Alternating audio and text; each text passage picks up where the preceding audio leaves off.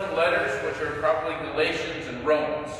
And they have similar themes, and they kind of go together. So we're setting up the themes and big stuff in those books. And that's what we'll spend the next couple of weeks on. What I want to think about today is the way that Paul handled his enemies in his journeys. Because Paul did have a lot of enemies.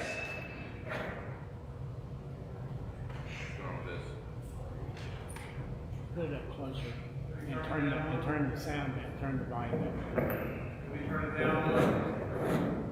I don't know. You gotta do whatever you want to do. Up there? Button one more button if you can.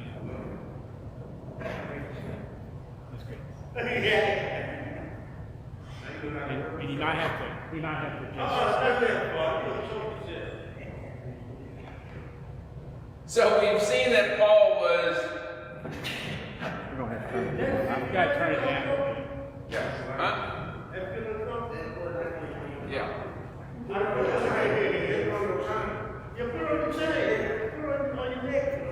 on my table. We've seen that Paul did all this work in Greece. So I put you the map back up. That's Corinth. He was in Corinth for a while, about 18 months. And it was while he was there that he heard about trouble brewing back home. Remember, home is in Jerusalem and Antioch. That's his home base for the missionary work. So he decides he needs to head back to Jerusalem to deal with the issue. What's the issue? Well, the issue is there are some Christians there, and they have some support from leadership. There's some Christians back in Jerusalem who think that to become a Christian, to become a part of the movement, pagans need to become Jews first, and then they can become Jesus followers. So if you want to become a Christian, you have to first become a Jew, and then you can be a Christian. That means you need to follow the law, the dietary laws especially, and the biggest barrier was you need to be circumcised. Circumcision was a mark of the Jewish covenant, and so what these guys were teaching was if you want to be part of the Christians, you need to become part of the Jewish covenant people first, and that means circumcision. Now, that was a big barrier for a lot of people. Paul, as we've seen, Paul has been working in these pagan places, and his message is, look, we're all worshiping the same God and trying to follow this God who Jesus taught us, and we can all do it out of our own cultures and places. So if you're pagan, as a pagan person, you can come into the Jesus movement. And to follow Jesus, you don't have to go through some other culture. And this was liberating for a lot of people because there were a lot of pagans who admired Israel's God and wanted to follow him, but they just couldn't get on board with the law and the dietary laws and the circumcision.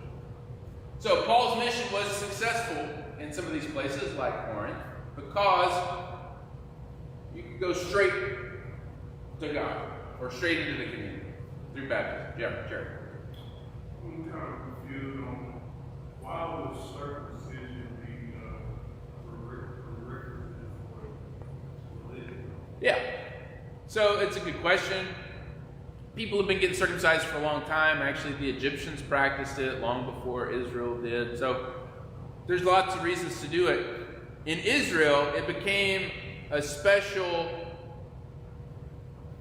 mark for the male members of the community.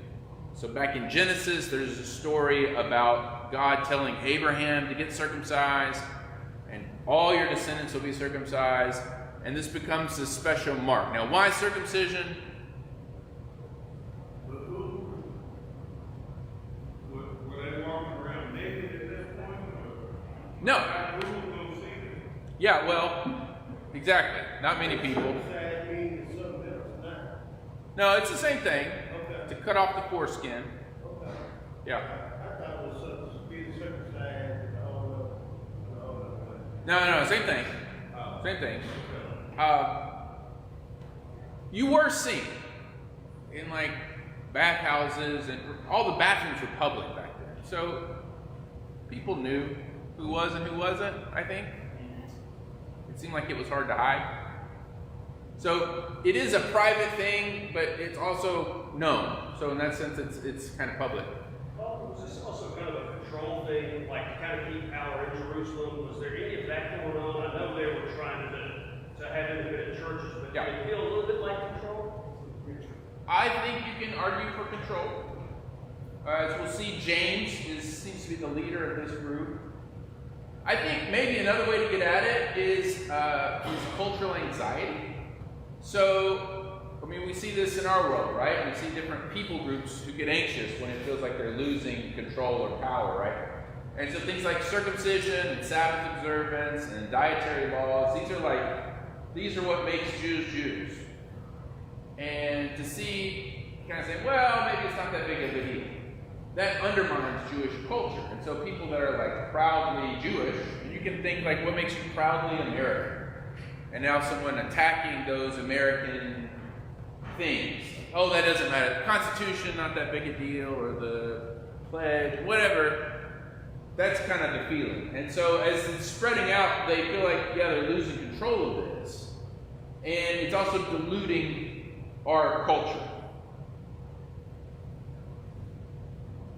I was going to say, sometimes it's just, I think it's just a sign of obedience to God. He says, all males who follow me will be circumcised any day. Then kind of, you may help me with this, but Paul does talk about, okay, you have your physical circumcision, then also it's something like circumcision of your heart. Where you got it. But I think the first thing is just, sometimes God just requires us to do something we don't really fully understand. He just says, this is what I say you to do. You know what I mean? It's just a sign like disobedience. Meditate though, because I don't want to say too much, I had a young brother that was not circumcised. He ended up having to be circumcised when he got older because meditate caused a problem. So maybe just God just knows a little better. He'd say, just do it, you'll be okay. Yeah, there's some medical things that we are now aware of. One theory of why circumcision is because that organ is connected with making life, right? It's a reproductive organ.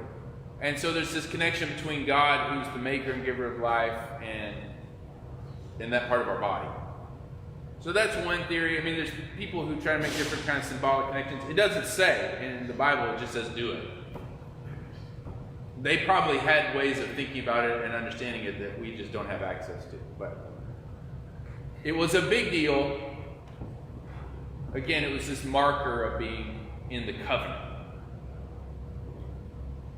And Paul is saying, not such a big deal. Yeah.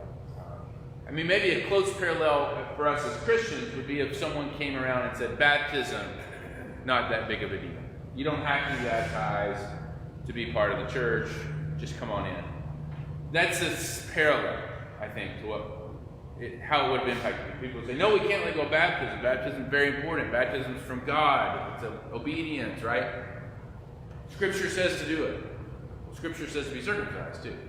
So, Paul's going to make scriptural arguments that say something else. But, yeah. I think for me, if I'm not obedient in the little thing, I'm gonna keep drifting away. I ain't got to do that. Now I don't have to do this. Guess what? I ain't got no church on Sunday. I think it's just. Well, the problem precisely is who determines what's the little thing. Because Paul is wanting to say, well, you think this is a big thing, but actually that's a little thing. Whereas James is going to say, no, this is the big thing. This is like obedience. If you can't do this circumcision, forget it all. Right? I mean, read the letter of James, right? If you fail in one part of the law, you're guilty of the whole thing. So they have different ideas about what's the little thing and what matters. And we do today, right? I mean, that's why we're disagreeing with so many people, because I think, that doesn't matter. And they're like, no, this matters. This is everything. We do put a high value on baptism, but there are actually Christians that say, no, it's not that big of a deal. We put a high value on the Lord's Supper, and we do it every week here in this church. We think it's very important. And there are other churches that do it occasionally or once a year. Right? They don't think it's as important. Or they have a different idea of how it should be done. They what? We did it the first Sunday. Yeah. Only the first Sunday. Yeah. So, that's part of the issue is, what is the little things? We all agree the little things shouldn't matter. We just disagree on what's a little thing. So, Paul got wind that all this was going down back in Jerusalem. And so, he passes through Ephesus, and we talked about this a few weeks ago. There's a lot of interest in Ephesus. There's,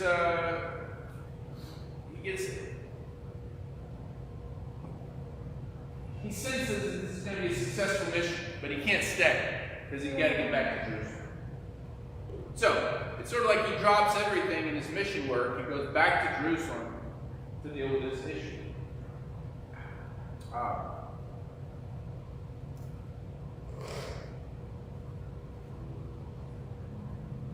I can give you maybe a little parallel example. This is not perfect, but my father was a missionary in Russia. And we depended on translators because we didn't speak the language. And so the people that did speak English and could translate for us, and the place we were all women. There were women translators. So my dad would preach, and this woman, a couple of different women, would translate for the church, right? Maybe you've seen this. Well, the church that supported him, gave him money, said, well, you can't use women in that role. You need a man to translate. Now, the issue was there weren't any men available to translate. And so it was either use a woman to translate or don't preach. That was kind of the situation. So that was such a big, important thing that he had to go back to the United States and work that out with his supporters. Otherwise, they said, we're not going to send you any money. So that's, I think, a similar example. Paul wasn't depending on these people for support, but it was such a big issue. He had to drop everything in his work and go back to Jerusalem and deal with it. Now, we're not going to talk about the process of them dealing with this. This is in Acts 15, sometimes called the Jerusalem Council. It happened around the year 50 AD, so he leaves Ephesus in 49. This is going on about 50. It's a pretty extraordinary moment in the life of the early church because you get people in the room who are disagreeing about a really big issue. Probably the biggest kind of issue. So imagine whatever the big issue that splits churches today is. And you get everyone on both sides of that question in the room. And they're working it out. Now, it is interesting to go back to Acts 15 and see, all right, how are the early Christians dealing with major divisive issues? But we're not going to look at that. The short version is, they all concluded, James, Peter, John, all the apostles, Paul's there, Barnabas is there.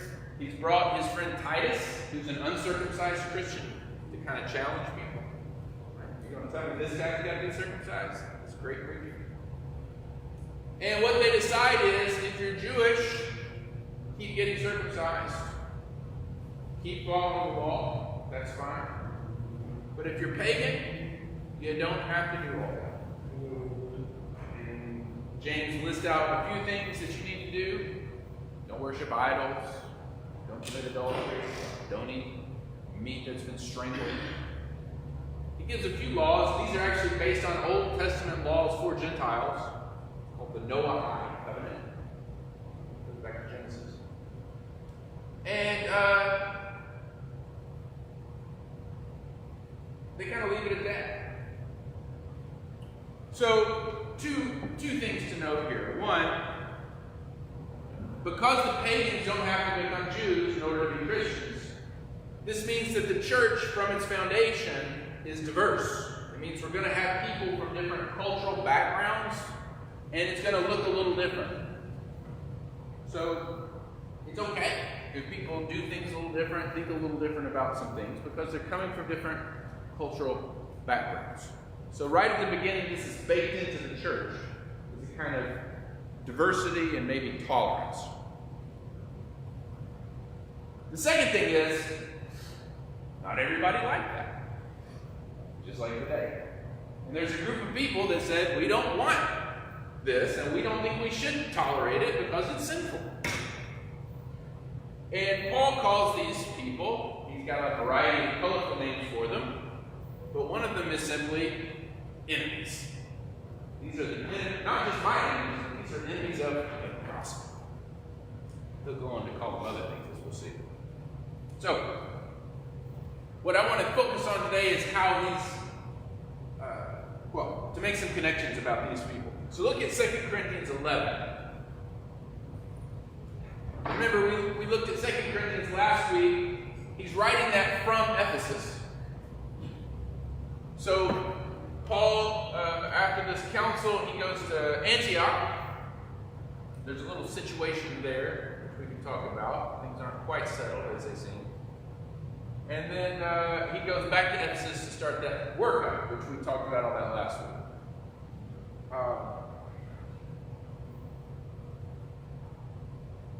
Let's start there. 2 Corinthians 11, and if someone will read 4 through 6.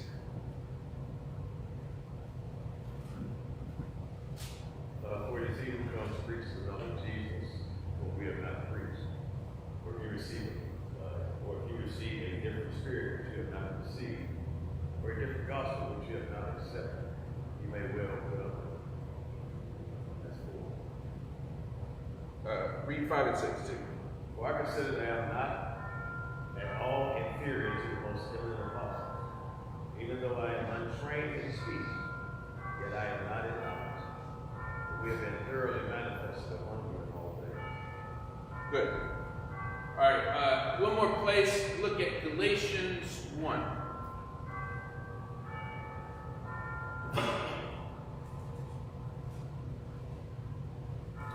And if someone will read Galatians 1, 6 through 9. This book, Galatians, this letter, is written when he gets back to Ephesus. Okay?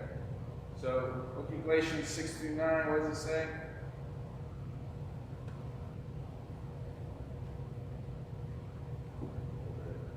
I marvel that you are turning away so soon from him who called you in the grace of Christ to a different gospel, which is not another, but there are some who trouble you and want to pervert the gospel of Christ. But even if we, when angels from heaven, preach any other gospel to you than what we have preached to you, let him be accursed. Okay. And one more, Philippians 3, which is also written about the same time. Philippians 3, verses 2 and 3. Be careful of the dogs, those men who work does only harm. They want to cut on everyone who isn't circumcised. For we are the ones who have the true circumcision, we who worship God through his Spirit.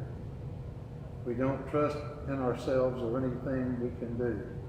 We take pride only in Christ Jesus. All right. So did you hear something similar in all three of these passages? Paul's got some enemies, some opponents. Here in Philippians, he calls them dogs, evil workers, and in New King James he says mutilators of the flesh. He said those who want to cut everything. Circumcision.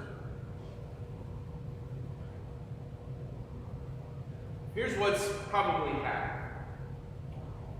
After the council, where most everyone agreed, all the leaders at least seem to agree, you've got these people who are critical and don't get on board. And it seems like they actually start going around to the churches that Paul established and insisting on their gospel, which is no, you do have to be circumcised, you do have to follow the law to follow Jesus. So they are, the things that Paul has sewn up, they're coming to an unstitching. And it's creating confusion and is doing damage to the church. Which is why Paul calls them mutilators. They're not just mutilators of the flesh, which is an offensive way to talk about circumcision, by the way. But they're destroying the church.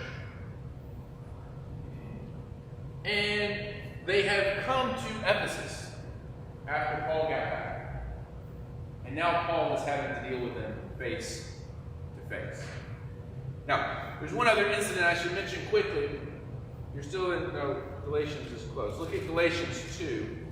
We've already read some of Galatians 2 early on, because it's where Paul tells us a bit of his early story in his own words. But he tells us about a story, and we're not exactly clear on the timeline. This is one reconstruction. It's not clear when this happened, but Paul at some point is back in his home base of Antioch.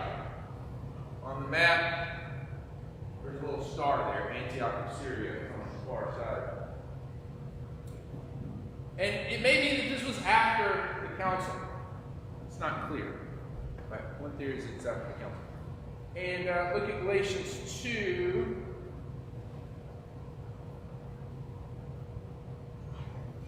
Verses 11 through, I don't know, we'll say 20. 20 is a great verse. Galatians 2, 11 through 20.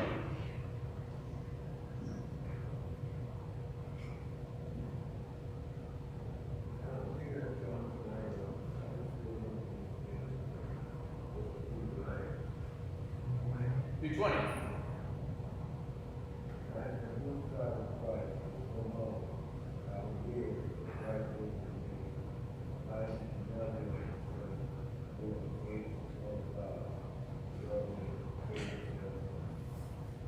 Oh, good. Okay, yeah, 20 is a great verse to end on there. This chapter tells the story of Paul in Antioch, and Peter comes to town, and Paul has been eating with the Gentiles. So he's a Jewish man eating with Gentiles. This would have been a problem before, because why shouldn't Jews eat with Gentiles? They eat different things, yeah, because we have dietary laws. Also because the Gentiles are idolaters. They're sinners, they're unclean, okay? So Paul is already kind of breaking the old rules by eating with people. Well, Peter comes to town, and he may be on board with this in theory, but when it comes to actually sitting down and eating with people, he still does the traditional thing and sits by himself or with the other Jews. We want to keep the Gentiles and the Jews separate at the table. And Paul says, I had to confront him to his face. So, even though Peter was on board with the decision in Acts 15, it still hadn't sunk in at the level of practice. He's still discriminating. He's still not accepting Gentiles as full brothers at the table. Just after that vision that God gave him? Well, we don't know exactly. That's what I'm saying. We don't know the exact timeline of these events. Acts doesn't tell us this story. So. But he was baptized, but he may not eat with them, right? He would bring them into church, but again, he's had 30 years, or however many years, of doing what he's been doing. So it's hard to have a break. You may bring him in, but I'm not going to eat with you. So it's hard to say. And it's hard to judge because they've had so many decades, so many history years of doing this way. It's hard to break it. Yeah, but I was just wondering because it was such a plain example that God gave on the roof. Yeah, and I'm sure it will. Yeah, and maybe that happened after this. It's not in Acts. It seems like it happens before the council, but again, we don't know where this story fits in the Acts timeline. So it also shows that Peter takes a few times to learn something. Yeah, He seems to be our best example of like getting it through his thick head. Well said. But it's not just Peter; it's also Barnabas, who's been Paul's good friend. And so the result of all this is that in Antioch, Paul is sort of kicked out of the ministry. Peter and Barnabas stay at Antioch.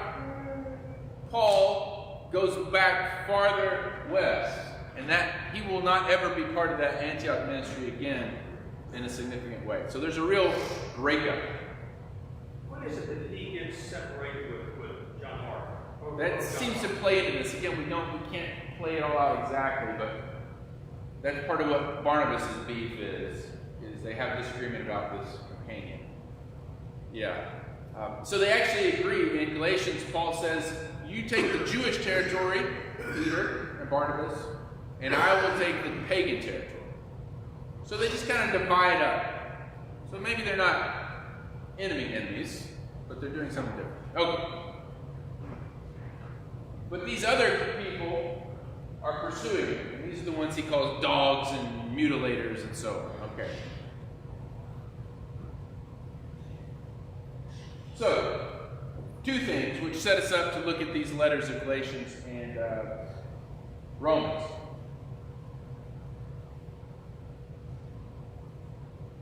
One is Paul has to defend his apostolic authority.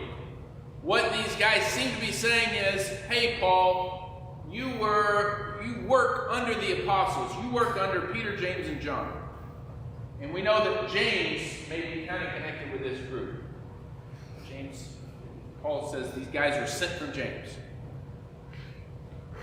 And so they're saying, you need to listen to you need to listen to James. And if James says, be circumcised, be circumcised. James says, keep the law, you need to be preaching that. So what Paul is doing is saying, my authority doesn't come from any man.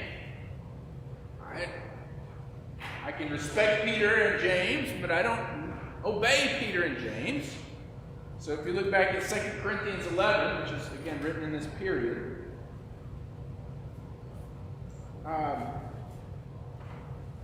he talks about false apostles. That's probably this group, right?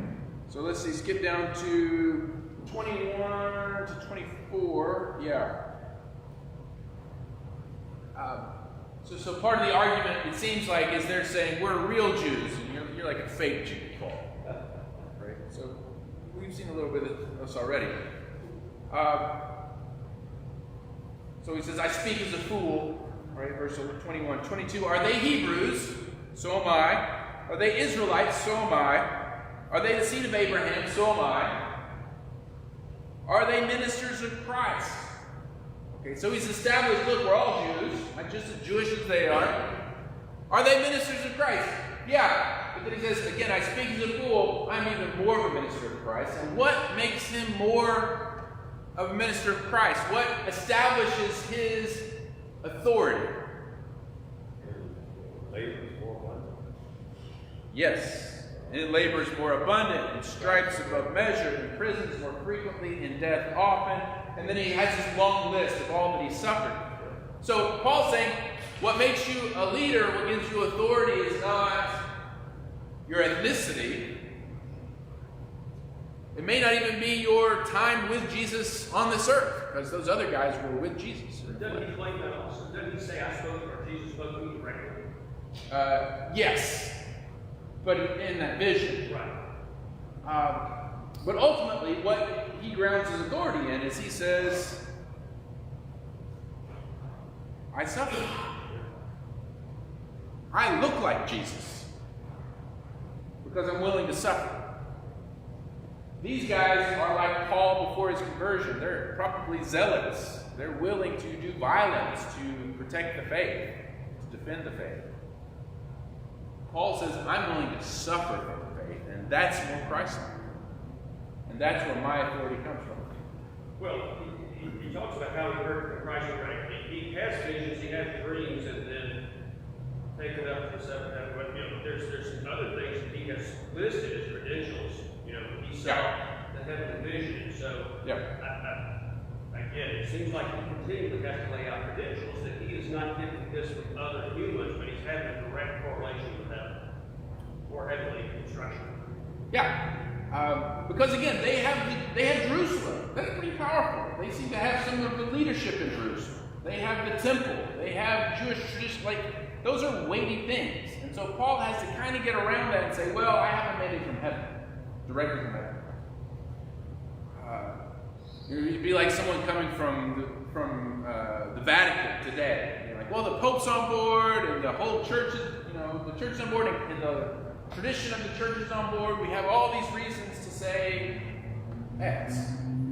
But God told me directly why. That works for some people. Not maybe for everyone. But the main thing is, Paul is saying, as a person, look at my suffering. I look more like Christ. In the end of that chapter, verse 30, it's my weakness, he says. If I must boast, I will boast in weakness, in my infirmity. Yeah. So really during his time, he wasn't given or receiving the proper respect as we give him today after all his contributions to the scripture. Speaking of No, he was. People weren't holding him up as like the best apostle back then. They were. No. Okay, so yeah. It's all contested. Okay, so They're fighting out. I mean, if you were to time travel back to the year 51, it wouldn't be clear how this was going to end. The circumcisers could have been the victorious party, right? You could have been reading their letters in here. You wouldn't have known. Paul's actually in prison for part of this time. He wrote Philippians from a prison, probably in Ephesus. Why was he in prison? Probably because these guys got him in trouble. And we know that he was ultimately led out by a magistrate named Gallio. yeah. And we have a stone, actually. Candace and I got to see this stone. That has Gallio's name on it, which is how we can date this to 51. Because Gallio was in charge of the city in this short window of time, 1551. And Gallio says, oh, you Jews need to sort this out. This is not a matter for the city of Corinth to get involved with. City of Ephesus, rather.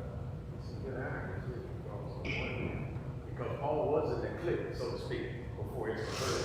Yeah. He was the main persecutor. And that's the group now that may be persecuting him. Yeah. Let's see. So if you read Philippians, Galatians, again, you'll see this similar theme of Paul's strength is his weakness, which is going to be an important theme for Paul throughout, but especially here. The last thing is, and again, this sets us up for next time, Paul will be making a case that what justifies us, this is important language for Paul, is we're justified not by the law, but we're justified by faith in the Messiah, faith in Christ. And that's what makes us a people. Not circumcision, not dietary law, not even obedience, exactly, but faith. Now, faith and obedience are closely related, so I'm not trying to separate them, but justified by faith. And we'll see that in Galatians and Romans. What's the last thing, Jerry? It's just always people just want something. Like, doesn't God show himself through the person, like, by proving and pointing? Like, Yeah. did Paul or James, who was more proven to be the point? Well, I mean, yes. The problem is we can't see it except in the rearview mirror. So like, I can look around here and say, well, God's anointed some of you, or God's appointed some of you. How am I going to tell it, right? You and Omar both say, well, God spoke to me and told me this thing, but it's different. How do I decide? I can't look at you and tell, you know? What I can do, though, is I can watch you over time. And this is the argument Paul's making. Look at my life, and you'll see that my life is more God-like, more Christ-like.